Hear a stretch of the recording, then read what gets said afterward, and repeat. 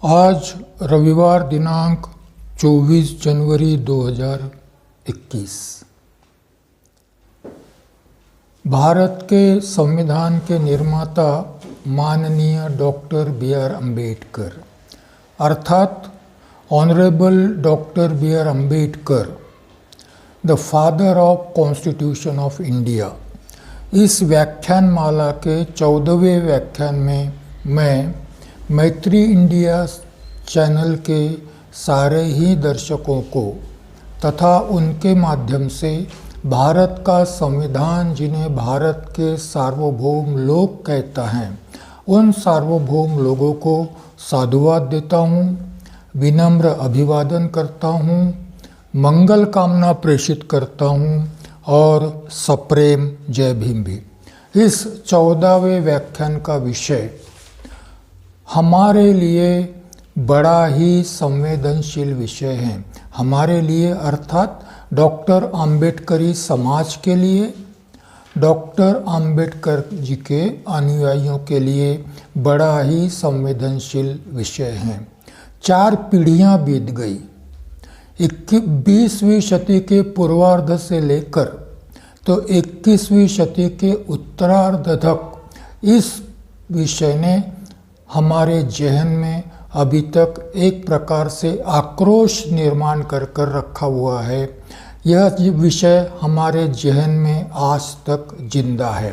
4 पीढ़ियां बीत गई होंगी। मैं बात करना चाह रहा हूँ करीब 130 साल का समय हो गया है। मैं बात करने जा रहा हूँ उस विषय की जो आज भी हमारे लिए अति संवेदनशील बना हुआ है, जिसकी व्यथा, जिसकी वेदना, जिसका दुख, जिसकी पीड़ा हम चाहकर भी भूल नहीं पा रहे हैं।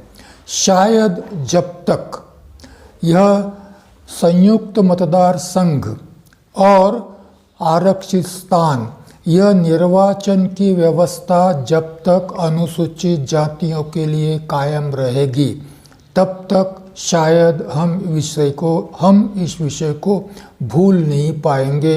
वर्तमान पीढ़ी भी नहीं भूल पाएगी और शायद आने वाली पीढ़ियां भी इसे भूल नहीं पाएगी। मैं बात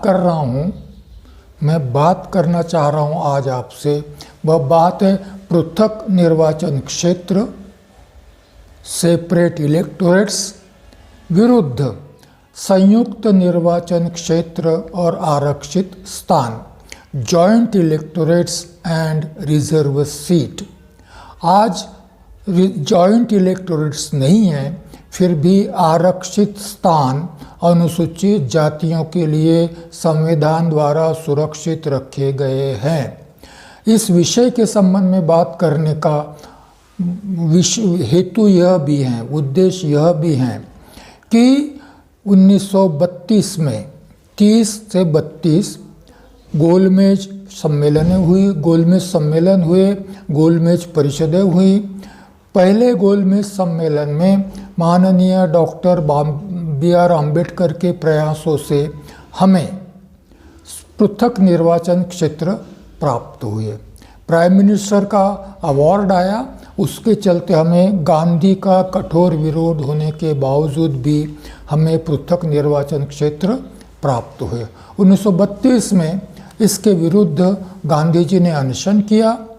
डॉक्टर B.R. अम्बेडकर को गांधी जी के साथ समझौता करना पड़ा, जिसके चलते हम लोगों को अत्यंत महत् प्रयास से प्राप्त पृथक निर्वाचन क्षेत्र छोड़ देने पड़े और उसकी जगह पर हमें मिला संयुक्त मतदार संघ और आरक्षित स्थान निर्वाचन प्रणाली हमारे हिस्से में आई।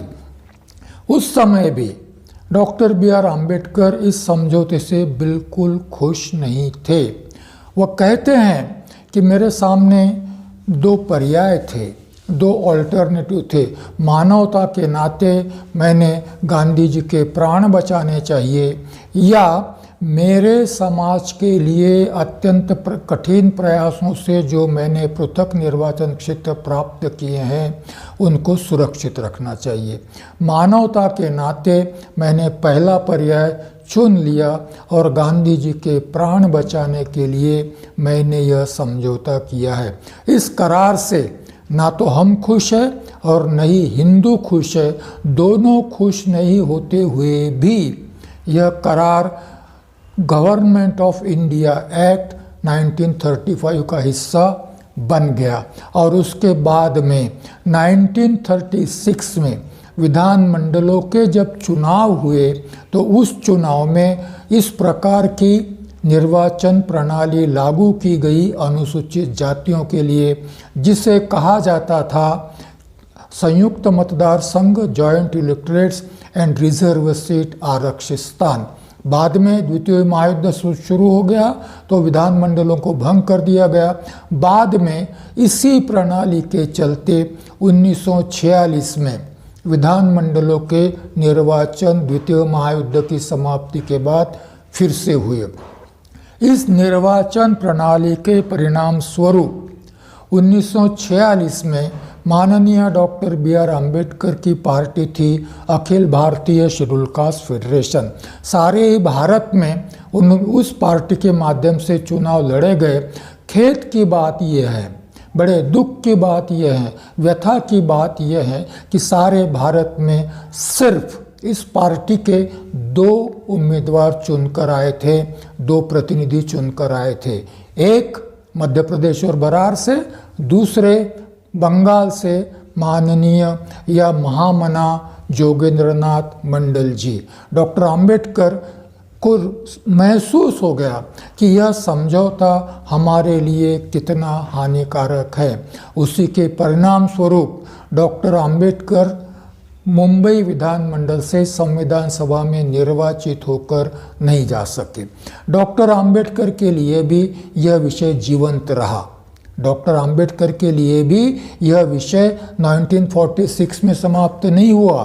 Doctor B R. अम्बेडकर के लिए भी यह विषय जीवंत रहा और लोगों के लिए भी यह विषय जीवंत रहा और यह विषय फिर संविधान सभा में उपस्थित हुआ। अम्बेडकरी समाज को ऐसा लगता है, आज भी लगता है, कि डॉक्टर बी.आर. अम्बेडकर स्वयं संविधान सभा में थे। Doctor B R. अम्बेडकर स्वयं मसौदा समिति के अध्यक्ष थे। Doctor B R. अम्बेडकर को हम भारत के संविधान के निर्माता कहते हैं। ऐसा होने के बावजूद भी क्या डॉक्टर बी.आर. अम्बेडकर ने अछूतों को, पददलितों को या अनुसूचित जाति को फिर से पृथक निर्वाचन क्षेत्र मिले, निर्वाचन की प्रणाली फिर से अस्तित्व में आए, इसलिए कोई प्रयास नहीं किए? बहुत सारे लोगों को उत्सुकता है कि क्या इस प्रश्न पर, अर्थात संयुक्त मतदार संघ और आरक्षित स्थान के जगह पर पृथक निर्वाचन प्रणाली फिर से लागू हो, इसलिए डॉक्टर बी.आर. अम्बेडकर ने संविधान सभा में कोई प्रयास ही नहीं किए।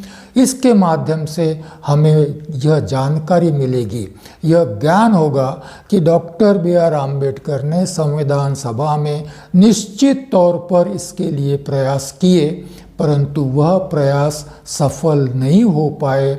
इसीलिए भारत के संविधान में आज तक और संविधान के माध्यम से आज तक अनुसूचित जातियों के लिए संयुक्त मतदार संघ की प्रणाली है, आरक्षित स्थान है। संयुक्त मतदार संघ नहीं कहे जाएंगे उसको, रिजर्व सीट्स कहा जाता है उसको। रिजर्व निर्वाचन क्षेत्र भी आरक्षित निर्वाचन क्षेत्र और आरक्षित स्थान, ऐसा हम आज कह सकते हैं, क्योंकि संयुक्त मतदार संघ में भी 2 मतों का अधिकार सारे ही मतदारों को था। अब वह प्रणाली समाप्त हो गई है। तो इस संदर्भ में यह विषय संविधान सभा में आया 27 अगस्त 1947 को, 27 अगस्त 1947 को। इसके पहले क्या हुआ? इसके पहले 2 महत्वपूर्ण घटनाएं हुई हैं जिसका मैं पुनरुल्लेख करना चाहूँगा। पहली महत्वपूर्ण घटना यह है कि 14 जुलाई 1947 को माननीय डॉक्टर बी.आर. अम्बेडकर संविधान सभा में पुनर्निर्वाचित होकर मुंबई प्रदेश विधानमंडल से चुनकर आए और उनका शपथ विधि हुआ। दूसरी महत्वपूर्ण घटना यह है कि 15 अगस्त 1947 को माननीय डॉक्टर बी.आर. अम्बेडकर ने स्वतंत्र भारत के पहले मंत्रिमंडल में विधि मंत्री के तौर पर शपथ ली। इन घटनाओं की पार्श्वभूमि में 27 अगस्त 1947 को यह विषय चर्चा के लिए आया, जो विषय था फिर से पृथक निर्वाचन क्षेत्र या विरुद्ध संयुक्त निर्वाचन क्षेत्र और आरक्षित स्थान, सेपरेट इलेक्टोरेट्स या joint electorates and reserve seat. यह विषय डायरेक्टली संविधान सभा में नहीं आया। पहले इस विषय पर चर्चा परामर्शदाता समिति में की गई। उसके बाद परामर्शदाता समिति में चर्चा करने के पश्चात इस विषय पर अल्पसंख्यक अधिकार समिति में भी चर्चा की गई। अल्पसंख्यक अधिकार समिति की रिपोर्ट परामर्शदाता समिति में रखी गई और परामर्शदाता समिति की रिपोर्ट जब संविधान सभा में रखी गई तब इस विषय पर संविधान सभा में यह चर्चा की गई। ध्यान रहे, अल्पसंख्यक अधिकार समिति में डॉक्टर अम्बेडकर थे, परामर्शदाता समिति में डॉक्टर अम्बेडकर थे और संविधान सभा में भी डॉक्टर अम्बेडकर थे। तो पहले विषय की चर्चा अल्पसंख्यक अधिकार समिति में हुई, उसके बाद वह चर्चा परामर्शदाता समिति में हुई। परामर्शदाता समिति में कुछ निर्णय लिए गए, कुछ सिफारिशें की गई और जिनकी रिपोर्ट सिफारिशों के साथ संविधान सभा में 27 अगस्त 1947 को प्रस्तुत की गई। तो वहाँ पर यह विषय आया। हमारी जानकारी में यह विषय आना आवश्यक है। संविधान सभा में इस पर क्या चर्चा हुई वह हमें जान लेना आवश्यक है, क्योंकि अल्पसंख्यक अधिकार समिति में डॉक्टर अम्बेडकर ने क्या कहा, हमारे पास उसकी जानकारी उपलब्ध नहीं है। परामर्शदाता समिति में डॉक्टर अम्बेडकर ने क्या कहा, उसकी जानकारी भी हमारे पास उपलब्ध नहीं है। संविधान सभा में जब विषय चर्चा को आया तब डॉक्टर अम्बेडकर संविधान सभा के सत्र से अनुपस्थित थे, इसलिए इस विषय पर डॉक्टर अम्बेडकर कुछ बोले नहीं। फिर भी इस विषय की जानकारी संविधान सभा में जो चर्चा हुई वह चर्चा जान लेना हमारे लिए आवश्यक है। संविधान सभा में अल्पसंख्यक अधिकार समिति की रिपोर्ट सरदार वल्लभ भाई पटेल ने प्रस्तुत की, क्योंकि सरदार वल्लभ भाई पटेल अल्पसंख्यक अधिकार समिति के भी अध्यक्ष थे और उसी के साथ साथ परामर्शदाता समिति के अध्यक्ष थी। उस रिपोर्ट के मुख्य बिंदु इस प्रकार से हैं। यहाँ पर अल्पसंख्यक जो शब्द जो प्रयोग किया जा रहा है, यह अल्पसंख्यक शब्द प्रयोग मुस्लिम और अनुसूचित जातियों को मिलाकर किया जा रहा है।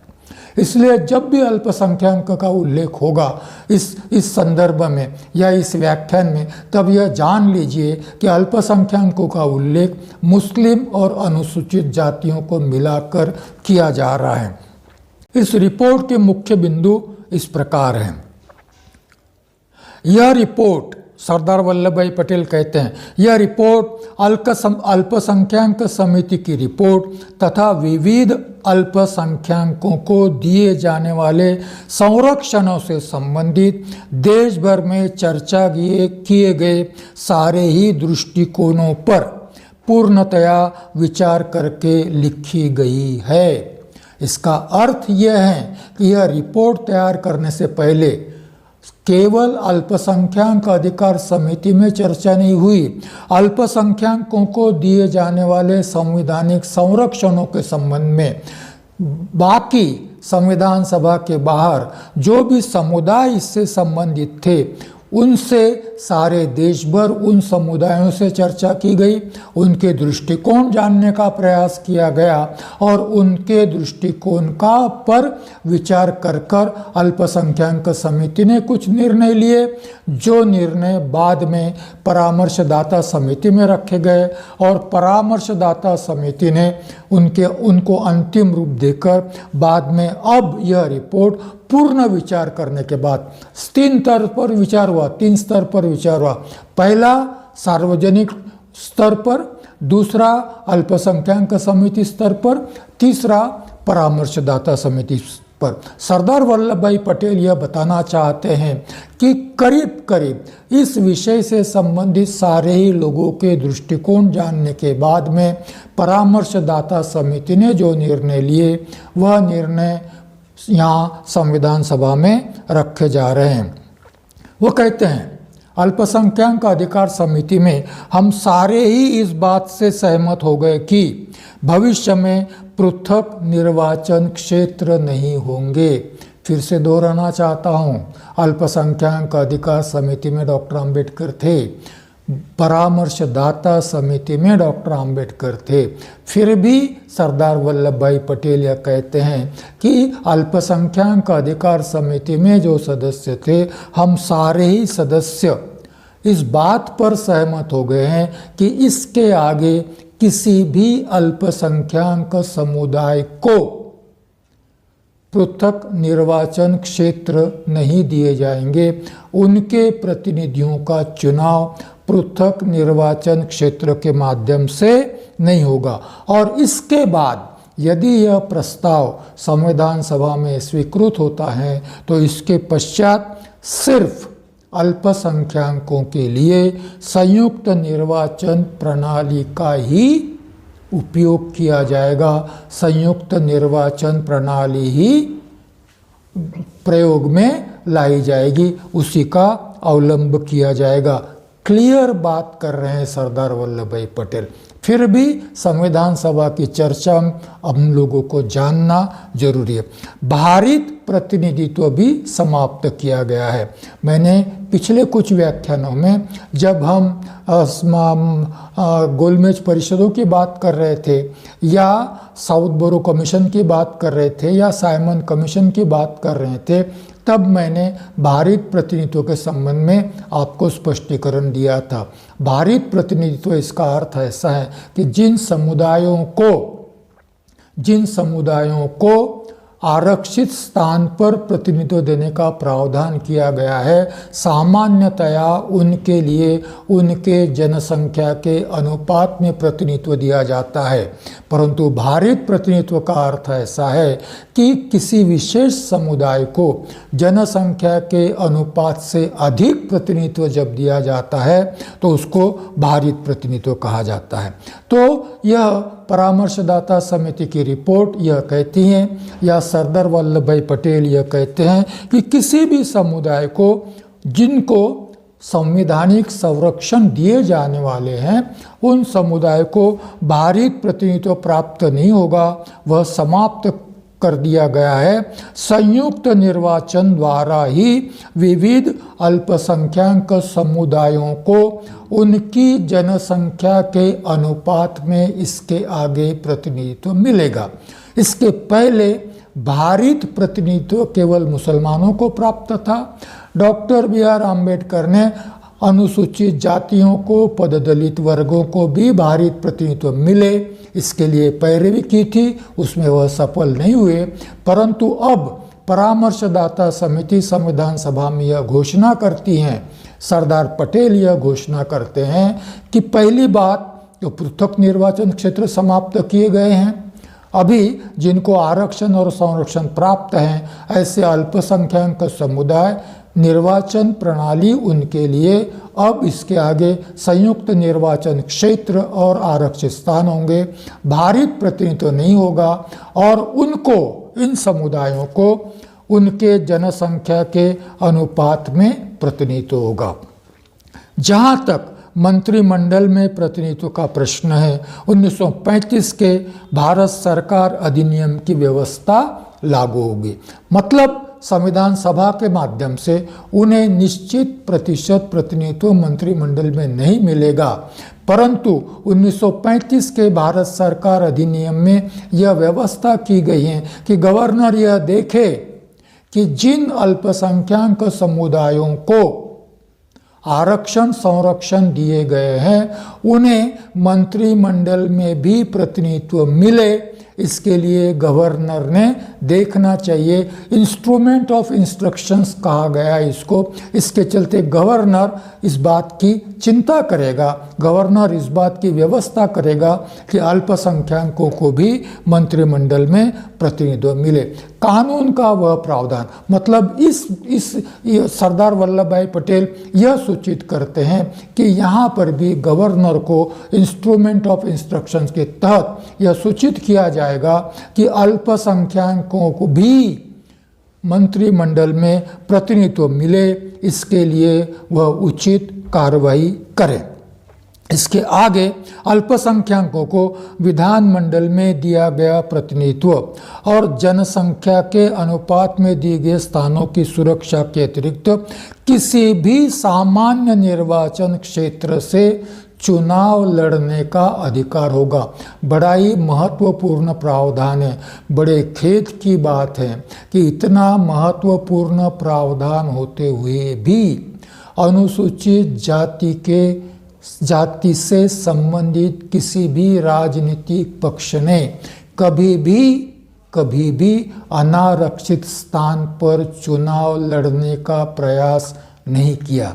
यदि डॉक्टर B.R. आम्बेडकर की पॉलिटिकल फिलॉसफी को ध्यान से पढ़े तो शायद इस अधिकार का महत्व हमें स्पष्ट होगा, क्योंकि यह प्रावधान कहता है कि अनुसूचित जाति के उम्मीदवार को केवल आरक्षित स्थान पर चुनाव लड़ने का अधिकार नहीं होगा, इतना सीमित अधिकार नहीं होगा, वह जनरल सीट से भी चुनाव लड़ सकते हैं। हमने कभी इसका उपयोग नहीं किया क्योंकि इस अधिकार का महत्व हमें समझ में ही नहीं आया। अब जब संविधान सभा में इस पर कुछ सदस्यों ने आपत्ति की थी। कहाँ पर आपत्ति की थी?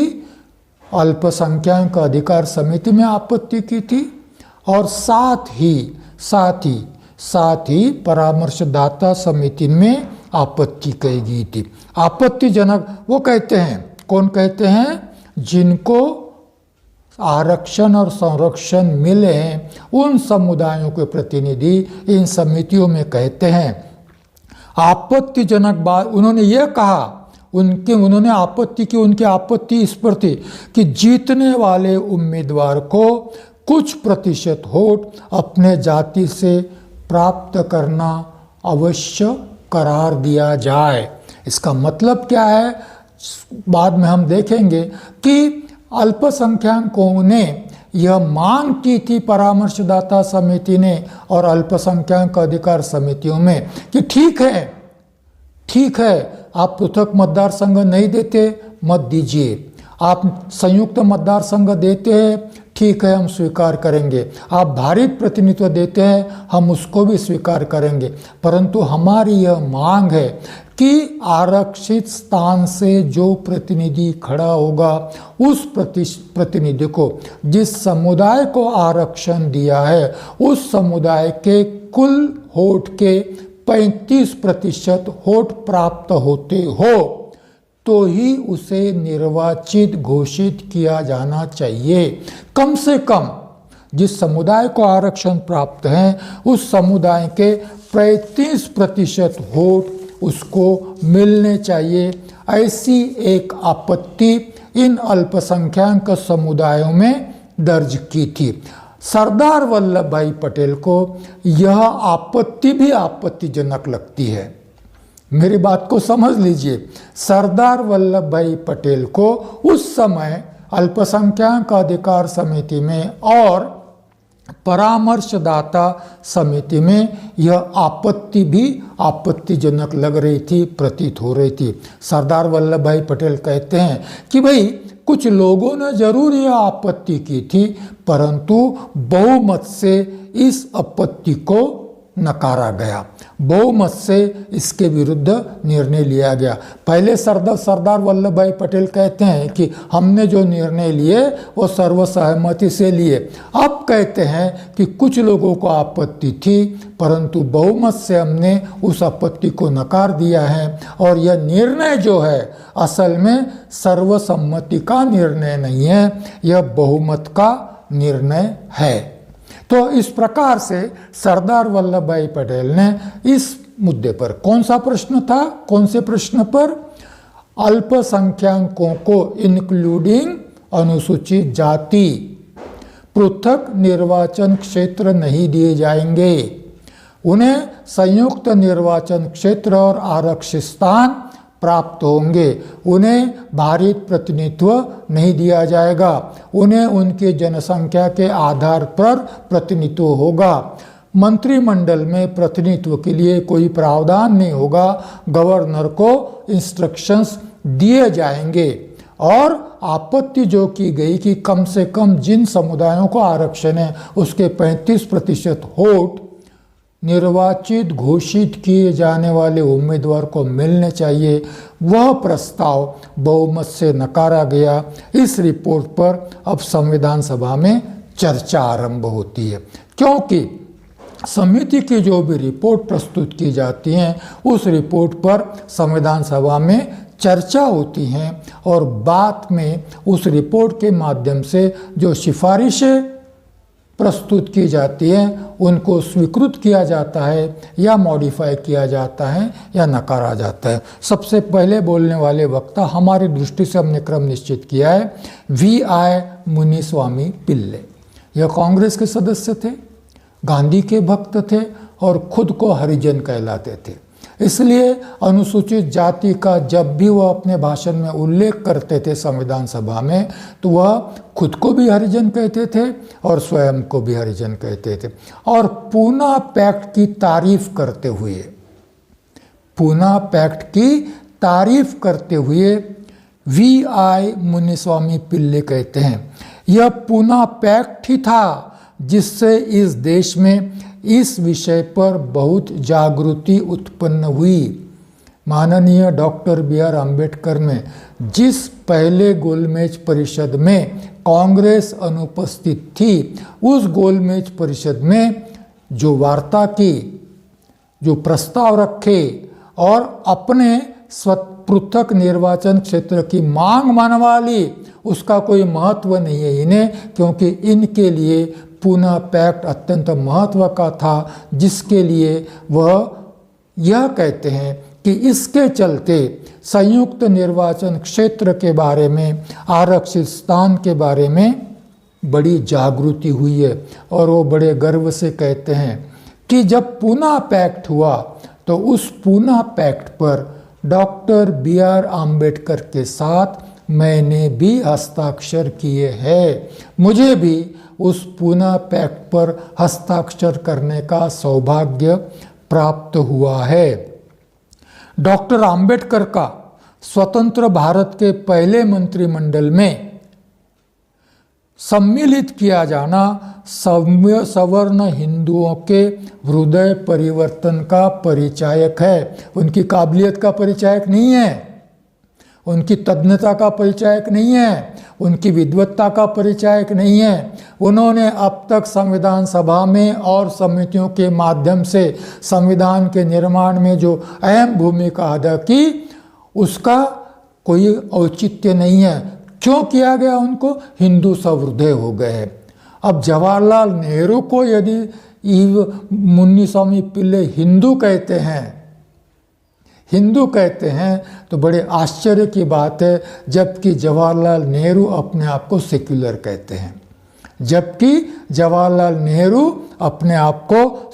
कहते हैं। मुन्नीस्वामी पिल्ले कहते हैं कि डॉक्टर अंबेडकर को स्वतंत्र भारत के पहले मंत्रिमंडल में विधि मंत्री करके लिया गया, यह हिंदुओं की सहृदयता का परिचय देता है। हिंदू सहृदय हो गए हैं और उन्होंने डॉक्टर आम्बेडकर को मंत्री के रूप में मंत्रिमंडल में स्वीकार किया है। इस रिपोर्ट में दलित जातियों के लिए संयुक्त निर्वाचन क्षेत्र की व्यवस्था है।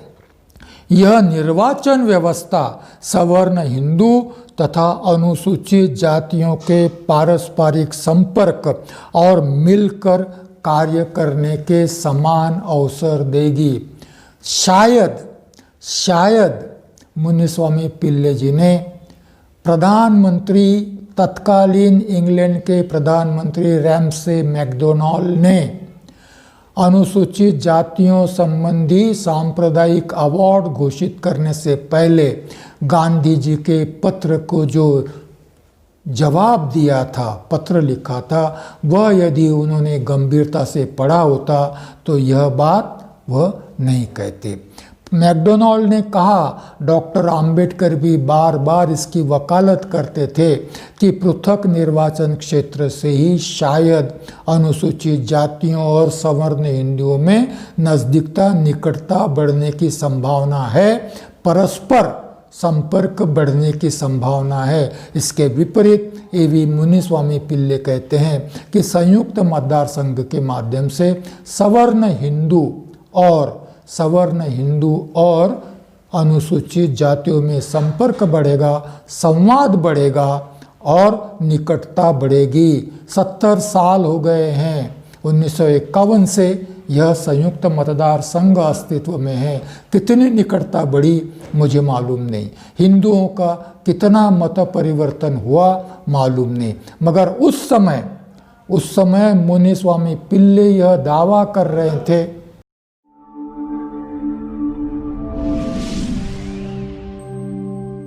बड़ी अच्छी बात उन्होंने कही है, बड़ा अच्छा सुझाव दिया है कि हमें भी, मतलब उनकी दृष्टि से हरिजनों को, हमारे दृष्टि से अनुसूचित जातियों को भी केंद्र शासन और राज्य शासनों के नौकरियों में प्रतिनिधित्व मिलना चाहिए और वह उचित प्रतिनिधित्व मिलना चाहिए। आगे वह कहते हैं, मेरे बहुत से मित्र, बड़ा महत्वपूर्ण है, इसको ध्यान से सुनिएगा कि हरिजनों की मानसिकता उस समय कैसी थी, गांधी जी के अनुयायियों की मान्यता उस समय कैसी थी, गांधी जी के भक्तों की मानसिकता उस समय कैसी थी, जरा ध्यान से सुनिए।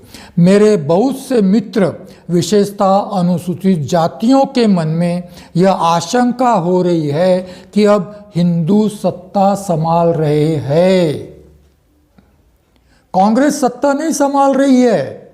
वो कहते हैं कि आशंका है दलितों में, हरिजनों में, मेरे जाति के लोगों में कि अब हिंदू सत्ता संभाल रहे हैं और हिंदू राज पुनः स्थापित होना चाहता है। डॉक्टर आम्बेडकर तो कहते थे कांग्रेस की मेजॉरिटी यह कम्युनल मेजॉरिटी है, यह रिलीजियस मेजॉरिटी है, यह पॉलिटिकल मेजॉरिटी नहीं है। परंतु आशंका मुनिस्वामी पिल्ले भी व्यक्त करते हैं कि अब हिंदू राज स्थापन होने जा रहा है और आशंका है कहीं वे लोग हरिजनों को तंग करने के लिए वर्णाश्रम की व्यवस्था तो फिर से जारी नहीं करेंगे।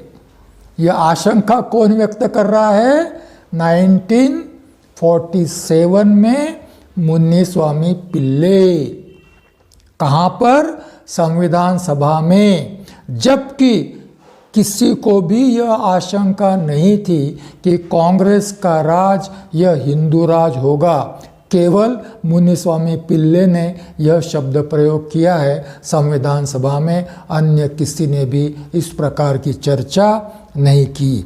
और वह यह भी आशंका व्यक्त करते हैं कि आने वाले राज में शायद पुरानी वर्णाश्रम धर्म व्यवस्था लागू होगी, मगर अपने लोगों को और स्वयं को आश्वासित करते हुए मुनिस्वामी पिल्ले कहते हैं, मैं ऐसे मित्रों को आश्वस्त करना चाहता हूं कि इस बार वर्णाश्रम धर्म व्यवस्था आएगी, परंतु वह पुरानी धर्म व्यवस्था नहीं होगी। आश्वस्त कर रहे हैं, वह प्रचलित होगी, आएगी, परंतु वह हजारों वर्ष पहले की वर्णाश्रम धर्म व्यवस्था नहीं होगी। कैसी होगी इसका स्पष्टीकरण नहीं है, मगर वो स्वयं को और औरों को भी आश्वस्त करना चाहते हैं कि यह पुरानी व्यवस्था नहीं होगी, नई व्यवस्था होगी, हरिजनों ने उसको बर्दाश्त कर लेना चाहिए। आगे कहते हैं, अनुसूचित जाति के प्रतिनिधि इस जाति के निश्चित वोट प्रतिशत प्राप्त करने पर ही निर्वाचित घोषित करने चाहिए। यह मांग स्वीकार नहीं की गई, इसका यहाँ पर मुनिस्वामी पिल्ले का भाषण समाप्त होता है। अब कांग्रेस के ही दूसरे सदस्य, परंतु जो संविधान सभा में और उसके पहले भी माननीय डॉक्टर बी.आर. आम्बेडकर के करीब रह चुके हैं, ऐसे दूसरे सदस्य श्री एस. नागप्पा कहते हैं, इस चर्चा में हिस्सा लेते हुए एस. नागप्पा कहते हैं, अनुसूचित जाति के प्रतिनिधि उस जाति के निश्चित वोट से 35% प्राप्त करने पर भी निर्वाचित घोषित करने चाहिए। यह मांग स्वीकार नहीं की गई, इसका मुझे खेद है। कम से कम एक सदस्य तो हैं कांग्रेसी गुट का, जो सरदार वल्लभ भाई पटेल के सामने यह कहने का साहस कर रहा है कि हमने मांग की थी कि पददलित वर्गों के अनुसूचित जाति के प्रतिनिधि को निर्वाचित घोषित करने से पहले उसको अनुसूचित जाति के 35% वोट मिलने चाहिए। यह मांग अस्वीकार की गई है, इसका मुझे खेद है। नौकरी के मामले में जो निर्णय किया गया है वह सराहनीय है। क्या निर्णय किया गया कि भाई उनकी मांग, उचित मांगों को उसको सोचा जाएगा, उसके ऊपर उचित निर्णय लिया जाएगा। श्री पोकर साहब बहादुर मुस्लिम लीग की ओर से बोलने के लिए खड़े हुए हैं। उन्होंने एक संशोधन ही प्रस्तुत कर दिया। इन सिफारिशों पर उन्होंने एक संशोधन प्रस्तुत कर लिया और संशोधन इस प्रकार का था, अल्पसंख्यकों के प्रतिनिधि का निर्वाचन पृथक निर्वाचन प्रणाली से हो। वो फिर से मांग करते हैं कि हमें यह संयुक्त निर्वाचन प्रणाली नहीं चाहिए, पृथक निर्वाचन प्रणाली से हो। ध्यान रहे, वह केवल मुसलमानों के लिए नहीं मांग रहे हैं, वह अनुसूचित जाति के लिए भी पृथक निर्वाचन मांग रहे हैं, क्योंकि इस विषय के लिए अल्पसंख्यक का अर्थ मुस्लिम और अनुसूचित जातियां, इनको इस विषय के संबंध में एक वर्ग में रखा गया था। बाकी के अल्पसंख्यकों का अलग वर्ग था, उनकी श्रेणी अलग रखी गई थी। वो कहते हैं संयुक्त निर्वाचन क्षेत्र से वही व्यक्ति चुना जाएगा जिसकी पीठ पर बहुसंख्यकों का हाथ होगा। अल्पसंख्यकों का प्रतिनिधि अप्रत्यक्ष रूप से संयुक्त निर्वाचन प्रणाली में चुनने का अधिकार बहुसंख्यकों को मिलता है। जिसकी पीठ पर बहुसंख्यकों का हाथ होगा वही प्रतिनिधि अल्पसंख्यकों का प्रतिनिधि करके चुनकर जाएगा, और बहुत बार संभावना है कि वह बहुसंख्यकों का ही आदमी हो सकता है अल्पसंख्यक, उस जाति का है, उस समुदाय का है, उस समाज का है, परंतु आदमी किसका है? आदमी बहुसंख्यकों का हो सकता है, क्योंकि बहुसंख्यक भी अल्पसंख्यक के भेष में अपना ही आदमी खड़ा कर सकते हैं, क्योंकि उनको मालूम है कि वह जिस प्रतिनिधि के पीठ पर हाथ रखेंगे वही चुन कर आने वाला है। उस निर्वाचन क्षेत्र में बहुसंख्यकों का ही बहुमत होने की वजह से यह स्थिति हो सकती है।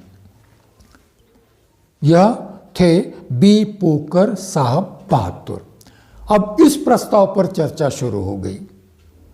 पोकर साहब के रिपोर्ट बाजू में रह गई। इस संशोधन प्रस्ताव पर चर्चा शुरू हो गई और इसमें हस्तक्षेप करते हुए पंडित गोविंद वल्लभ पंत कहते हैं।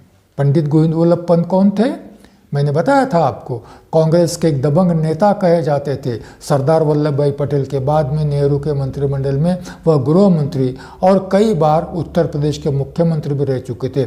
महत्वपूर्ण बात है, पंडित गोविंद वल्लभ पंत ने ही परामर्शदाता समिति के गठन का प्रस्ताव रखा था और नागप्पा के बात को समझते उन्होंने कहा था कि नागप्पा जी चिंता मत कीजिए, डॉक्टर अंबेडकर जैसा एक व्यक्ति यदि समिति में हो तो 10-12 लोगों के बराबर एक ही व्यक्ति होता है, आप चिंता मत कीजिए। यह पंडित गोविंद वल्लभ पंत इस प्रस्ताव पर बोलने के लिए खड़े होते। मैं इस संशोधन का विरोध करता हूँ। अब कांग्रेस वाले खड़े होंगे तो वही बोलेंगे कि मैं इस संशोधन का विरोध करता हूँ। यह इसलिए कि मुझे यकीन है कि यदि पृथक निर्वाचन क्षेत्र को प्रोत्साहन दिया गया और जारी रखा गया तो यह अल्पसंख्यकों के लिए आत्महत्या के समान होगा। क्या कहते हैं? यदि पृथक निर्वाचन क्षेत्र को प्रोत्साहन दिया गया और जारी रखा गया तो यह आत्महत्या के समान होगा। धमकी है कि खबरदार, यदि पृथक निर्वाचन क्षेत्र आप मांगोगे तो हम आपको जिंदा नहीं रहने देंगे। गोविंद वल्लभ पंत ये बात नहीं कहते बहुसंख्यक ऐसा कहेंगे, ऐसा नहीं कहते। वो कहेंगे, कह रहे हैं उनके लिए आत्महत्या के समान होगा। पृथक निर्वाचन प्रणाली न केवल राज्य और समाज के लिए घातक है परंतु वह अल्पसंख्यकों के लिए भी विशेष रूप से हानिकारक है, क्योंकि वह यह मानते हैं कि पृथक निर्वाचन होने के बाद अल्पसंख्यक और बहुसंख्यकों में और खाई बढ़ जाएगी और उनमें दूरी निर्माण होगी, दोनों में परस्पर संपर्क नहीं होगा, परस्पर संबंध नहीं होगा और यह समाज के लिए हानिकारक होगा और अल्पसंख्यकों के लिए अधिक हानिकारक होगा। माननीय सरदार वल्लभ भाई पटेल इस पर अपनी प्रतिक्रिया व्यक्त करते हुए कहते हैं कि पृथक निर्वाचन प्रणाली एक विष था जो कि हमारे देश के राजनीतिक कलेवर में दाखिल किया गया। 1909 को रेफर कर रहे हैं। 1909 को सर्वप्रथम ब्रिटिशों ने मुस्लिमों को पृथक निर्वाचन क्षेत्र दिए। सरदार वल्लभ भाई पटेल उसको कहते हैं कि विष था। ये समाज पुरुष के शरीर में यह विष उस समय दाखिल किया गया। पृथक निर्वाचन क्षेत्र एक विष है जिससे समाज पुरुष का शरीर विषाक्त हो जाता है। परंतु आज जबकि पृथक निर्वाचन प्रणाली के परिणाम स्वरूप देश के टुकड़े हो चुके हैं, 2 टुकड़े हुए। सरदार वल्लभ भाई पटेल और बहुतांश कांग्रेसियों की यह मान्यता थी कि देश का विभाजन पृथक निर्वाचन क्षेत्र की वजह से हुआ। यदि ब्रिटिश पृथक निर्वाचन क्षेत्र मुस्लिमों को नहीं देते तो देश का विभाजन नहीं होता। मेरा तो यह ख्याल, सरदार वल्लभ भाई पटेल, मेरा यह ख्याल न था कि इस प्रस्ताव को इतनी गंभीरतापूर्वक प्रस्तुत किया जाएगा। सरदार वल्लभ भाई पटेल कहते हैं कि मुझे तो ऐसा लगा कि अब ये विषय समाप्त हो गया है, कोई इस विषय पर गंभीरता से बातचीत नहीं करेगा, परंतु मैं गलत साबित हुआ। इस प्रस्ताव को इतनी गंभीरता से रखा गया है जिसकी मुझे अपेक्षा नहीं थी। और फिर प्रस्ताव रखा गया कि केंद्रीय और प्रांतीय विधानमंडलों में सब चुनाव संयुक्त निर्वाचन प्रणाली से होंगे। सरदार वल्लभ भाई पटेल का प्रस्ताव था और प्रस्ताव स्वीकृत हुआ। और फिर सरदार वल्लभ भाई पटेल ने और एक प्रस्ताव रखा। यह सारे प्रस्ताव सिफारिशी थी, ये सारे प्रस्ताव अल्पसंख्यक समिति की सिफारिश थी और इसी आधार पर इसको कहते हैं संविधान के ढांचे का निर्माण और इसी आधार पर आगे संविधान बना है। यही सारे प्रावधान, यही सारी सिफारिशें हम लोगों को संविधान में दिखाई पड़ते। अगला प्रस्ताव है अल्पसंख्यकों को उनकी जनसंख्या के अनुपात में विधानमंडलों में स्थानों की सुरक्षा दी जाएगी। यह हमने देखा है क्योंकि अल्पसंख्यकों को संयुक्त मतदार संघ निर्वाचन प्रणाली होगी, उनको आरक्षित स्थान हो गए, किसी को भारित प्रतिनिधित्व नहीं होगा और अल्पसंख्यकों को उनके जनसंख्या के अनुपात में संरक्षण दिया जाएगा। और फिर प्रस्ताव आया है कि यह संरक्षण 10 वर्ष के लिए होगा। आज भी संविधान में यह प्रावधान है कि 10 वर्ष तक ये पॉलिटिकल आरक्षण शुरू रहेगा। यह सारी बात जो चल रही है पॉलिटिकल आरक्षण की है। और सरदार वल्लभ भाई पटेल ने 27 अगस्त 1947 को संविधान सभा में कहा कि यह आरक्षण 10 वर्ष के लिए होगा। अल्पसंख्यक अधिकार समिति की मान्यता इसको थी, जिसमें डॉक्टर अंबेडकर थे। बाद में हम चर्चा में देखेंगे कि एक समय डॉक्टर अंबेडकर कहते हैं कि भाई अनुसूचित जातियों को तो आरक्षण की सुविधा 1936 में मिली थी, 2 साल हम लोगों को आरक्षण मिला और उसके बाद हमें आरक्षण मिला ही नहीं, आरक्षण का लाभ बाद में 1946 में मिला। कितने साल हमको आरक्षण मिला और इतने कम समय में आरक्षण का उपभोग हम लोग कर पाए, और आप 10 साल की सीमा रखते हो, हमारा कुछ ख्याल करो। और डॉक्टर अंबेडकर कहते हैं कि 20 साल तक तो कम से कम होना चाहिए, परंतु वो प्रस्ताव भी बाद में स्वीकृत नहीं होना। 10 साल के बाद पुनर्विचार किया जाएगा। संसद पुनर्विचार करती है और 1960 से लेकर तो आज तक 10 वर्ष के बाद यह आरक्षण बढ़ाया जाता है। इस साल भी बढ़ाया गया 2020 में, इस साल भी 2020 में बढ़ाया गया और यह बढ़ते रहेगा, क्योंकि उस समय कांग्रेस के लोग चुन कर आते थे, आज बीजेपी के लोग चुन कर आते हैं। आरक्षण बढ़ाने में कोई चिंता नहीं है, परंतु बीजेपी चाह रही है कि शिक्षा के क्षेत्र का आरक्षण और रोजगार के क्षेत्र का आरक्षण समाप्त हो और पॉलिटिकल आरक्षण कंटिन्यू रहे। बड़ा डिवीजन है। पॉलिटिकल आरक्षण कंटिन्यू रहने की वजह से पॉलिटिशियंस शिक्षा के क्षेत्र का आरक्षण समाप्त भी हो जाता है या रोजगार के क्षेत्र का आरक्षण समाप्त भी हो जाता है, तो कुछ भी गंभीर प्रयास उसको बचाने के लिए नहीं करेंगे, क्योंकि उनका हित सुरक्षित है, उनका पॉलिटिकल आरक्षण। और क्यों करेंगे? क्योंकि वह अनुसूचित जाति के प्रतिनिधि तो है नहीं, वो तो बीजेपी के प्रतिनिधि है, वो तो सवर्णों के प्रतिनिधि है, वो तो बहुसंख्यकों के प्रतिनिधि है। आज भी इतना सारा होने के बाद भी कुछ अपवाद यदि छोड़ दिए जाए तो सारे ही लोग सत्ता पक्ष की हाँ में हाँ मिलाते हैं। इस प्रकार की स्थिति है। आगे सरदार वल्लभ भाई पटेल कहते हैं अनुसूचित जातियों की परिभाषा के एम मुंशी का सजेशन है। आगे के एम मुंशी एक प्रस्ताव रखते हैं और जिनमें वह कहते हैं फिर से डॉक्टर अंबेडकर के सारे प्रयासों पर पानी फेरने का प्रयास। मुंशी जी प्रस्ताव रखते हैं कि अनुसूचित जाति हिंदू समाज का अंग है। राउंड टेबल कॉन्फ्रेंस में डॉक्टर अंबेडकर ने प्रस्तावित किया था, we are part apart, we are not part of the whole. हम हिंदू समाज का अंग नहीं है, हमें पॉलिटिकल माइनॉरिटी माननी चाहिए। फिर से प्रस्ताव आता है कि हिंदू समाज का अंग है, उनके सामाजिक पिछड़ेपन को ध्यान में रखकर उन्हें यह आरक्षण और संरक्षण दिए जा रहे हैं। आगे वो कहते हैं अनुसूचित जातियां परिभाषा के यथार्थ अर्थों में अल्पसंख्याक नहीं है। मुंशी जी अल्पसंख्यकों की परिभाषा धर्म के आधार पर कहते हैं और इसीलिए वह कहते हैं हिंदू धर्म में जाति होने के पश्चात भी उनका धर्म हिंदू होने की वजह से हिंदू धर्म में कोई भी जाति को अल्पसंख्यक का दर्जा नहीं दिया जाएगा। इस संशोधन से यह व्यक्त करना भी आवश्यक है कि हरिजन हिंदू जाति का अंग है और उन्हें यह सुविधाएं उनके हितों की रक्षा के हेतु दी जा रही है। हिंदू जाति उन पर एक प्रकार से अनुग्रह कर रही है, यह सुविधाएं दी जा रही है, हक नहीं दिया जा रहा है, उनके हितों की रक्षा के लिए, हितों की रक्षा के लिए। यह सुविधाओं के लिए तभी तक जारी रहेंगी तब तक वह हिंदू समाज का अभिन्न अंग करके हिंदू समाज में विलीन नहीं हो जाते।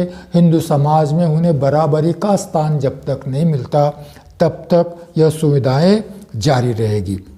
आगे कहते हैं, अनुसूचित जातियों को अल्पसंख्यक की हैसियत के आधार पर किसी भी प्रकार की सुविधाओं का दिया जाना अवैध होगा। क्या कहते हैं वो अनुसूचित जाति के बारे में? अनुसूचित जातियों को यदि अल्पसंख्यक माना गया, सरदार वल्लभ भाई पटेल के प्रस्ताव में अनुसूचित जातियों को अल्पसंख्यक माना गया है और उन्हें मुस्लिमों के साथ वर्गीकृत किया है। और इस अल्पसंख्यकों की सूची में क्रिश्चियन है, एंग्लो इंडियंस है, भारतीय क्रिश्चियन है, सिख है, पारसी है, सारे ही लोग हैं और साथ में मुस्लिम और अनुसूचित जाति हैं। ऐसा होने के बाद भी यह प्रस्ताव रखते हैं मुंशी जी कहते हैं कि यदि अनुसूचित जातियों को अल्पसंख्यक मानकर उनको सुविधाएं दी गई तो ये गैर कानूनी होगा। मैं ध्यान दिलाना चाहता हूँ, यदि आप डिबेट्स पढ़ेंगे, मैं बार बार कहता हूँ कि जिनको इन प्रश्नों में अधिक गहन रुचि है, गहरी रुचि है, उन्होंने संविधान सभा डिबेट्स अवश्य पढ़ने चाहिए। यह सारी विस्तार से जानकारी वहाँ पर है, क्योंकि मुझ पर समय का बंधन है, मेरी लिमिटेशंस है, मैं उतनी ही बात करूँगा। इस प्रस्ताव को रखते हुए परामर्शदाता समिति का प्रस्ताव जब सरदार वल्लभ भाई पटेल रख रहे हैं, तब अनुसूचित जातियों को अल्पसंख्यकों की सूची में रखा गया है और उनकी श्रेणी मुस्लिमों के साथ है, अलग श्रेणियों में, क्योंकि जिनकी जनसंख्या कुछ लाख से ज़्यादा है उनकी श्रेणी अलग बनाई गई। बाकी जो अल्पसंख्यक हैं जिनकी जनसंख्या कुछ लाख से निर्धारित जनसंख्या से कम है, उनको अलग श्रेणी में रखा गया और उनके लिए अलग प्रावधान किए गए हैं। मुस्लिम और अनुसूचित जाति की जनसंख्या कुछ करोड़ है और ऐसी स्थिति में उनको अलग कैटेगरी में रखा गया है। और यह मुंशी जी कहते हैं कि इनको अल्पसंख्यक मानकर आरक्षण संरक्षण देना गैर कानूनी होगा, अवैध होगा और संभवतः उनका डर यह है कि इनको अल्पसंख्यक माना गया तो यह जातियां हिंदुओं से दूर चले जाएंगी, यह जातियां हिंदुओं से अलग हो जाए।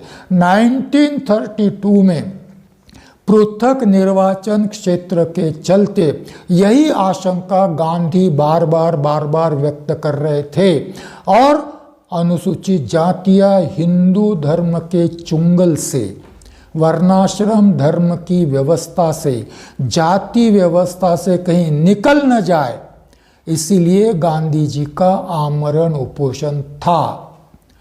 आज भी मतलब 1947 में भी मुंशी जी वही बात कर रहे हैं और संयुक्त मतदार संघ के चलते आज भी अनुसूचित जातियां हिंदू धर्म के चुंगल से मुक्त नहीं हुई है। मैं साधुवाद देता हूँ माननीय डॉक्टर अंबेडकर को कि हमें बुद्ध धर्म की दीक्षा देकर हमें हिंदू धर्म के दासता से उन्होंने मुक्त किया, जीने की एक नई राह बताई। अनुसूचित जातियां जब तक हिंदू धर्म में रहेगी तब तक हिंदू धर्म, वर्णाश्रम व्यवस्था और जाति व्यवस्था से उनकी मुक्ति संभव नहीं है, भले ही वह आरक्षण और संरक्षण के लाभ भोगते रहें। आगे कहते हैं, अनुसूचित जाति हिंदू जाति का भाग है जिसकी परिभाषा भारत सरकार अधिनियम के अंतर्गत 1935 के अंतर्गत जो की गई है वही कायम रहनी चाहिए, फिर से उनको परिभाषित करने की आवश्यकता नहीं। संविधान सभा ने भी इसको स्वीकार किया कि अनुसूचित जाति कौन? भारत सरकार अधिनियम, गवर्नमेंट ऑफ इंडिया एक्ट 1935 में जिनको अनुसूचित जाति कहा गया है वही उनकी व्याख्या कायम रहेगी। धन्यवाद संविधान सभा को, क्योंकि मुंशी जी का यह प्रस्ताव अस्वीकृत किया गया और अनुसूचित जातियों का, अल्पसंख्यकों का दर्जा कायम रहा। अन्यथा इस प्रस्ताव को स्वीकृत होता तो अल्पसंख्यकों की सूची में से अनुसूचित जातियों को अलग करना पड़ता। सरकारी नौकरियों के संबंध में सरदार वल्लभ भाई पटेल कहते हैं कि सब अल्पसंख्यकों को उपयुक्त भाग दिए जाने की गारंटी, प्रस्ताव रखा उन्होंने कि सारे ही अल्पसंख्यकों को सरकारी नौकरियों में, चाहे केंद्र सरकार की हो राज्य सरकार की हो, उनका उचित हिस्सा रखा जाएगा, दिया जाएगा उन्हें। सिर्फ इफ़िशियंसी ऑफ एडमिनिस्ट्रेशन को ध्यान में रखा जाएगा और इसको ध्यान में रखते हुए अनुसूचित जातियों सहित अल्पसंख्यकों को, उस समय मुसलमानों को भी आरक्षण संरक्षण था, बाद में जो निकाल दिया गया, संविधान सभा ने ही बाद में उसको निकाल दिया, परामर्शदाता समिति ने बाद में उसको निकाल दिया। कब निकाल दिया यह शायद किसी अगले व्याख्यान में हम देखेंगे, परंतु इस तारीख तक सारे ही अल्पसंख्यकों को पॉलिटिकल आरक्षण की व्यवस्था की गई थी। इस तारीख तक, किस तारीख तक? 27 अगस्त 1947 तक संविधान सभा में यह व्यवस्था थी। तो नौकरी में आरक्षण के लिए उचित मांगों को ध्यान में रखा जाएगा, कितने प्रतिशत होगा वगैरह नहीं कहा, परंतु एफिशिएंसी ऑफ एडमिनिस्ट्रेशन को ध्यान में रखते हुए। तो यह आज का व्याख्यान मैं यहाँ समाप्त करूँगा। अगला व्याख्यान होगा दिनांक 31 जनवरी 2021 को, परंतु अगला व्याख्यान भी इसी विषय पर होगा क्योंकि अभी भी संविधान सभा में इस विषय पर चर्चा समाप्त नहीं हुई है, क्योंकि अगला दिन 28 अगस्त 1947 अगला दिन का चर्चा का, संविधान सभा के चर्चा का फोकस डॉक्टर आम्बेडकर है। डॉक्टर आम्बेडकर अनुपस्थित है, परंतु फोकस, चर्चा का केंद्र बिंदु डॉक्टर आम्बेडकर है। इसीलिए इसी विषय को अगले व्याख्यान में भी कंटिन्यू करना होगा।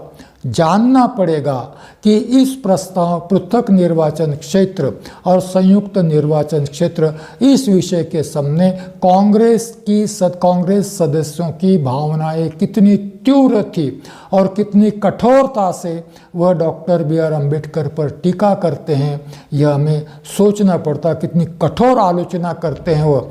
जिस कांग्रेस ने उनको मंत्रिमंडल में स्थान दिया, जिस कांग्रेस ने उनको पुनर्निर्वाचित किया, वही कांग्रेस जब पृथक निर्वाचन क्षेत्र की बात आती है तो डॉक्टर आम्बेडकर पर कितनी कठोर टीका करती हैं, यह हम जानेंगे अगले रविवार को 15वें व्याख्यान में। 31 जनवरी 2021 को विषय होगा पृथक निर्वाचन क्षेत्र विरुद्ध संयुक्त निर्वाचन क्षेत्र और आरक्षित स्थान।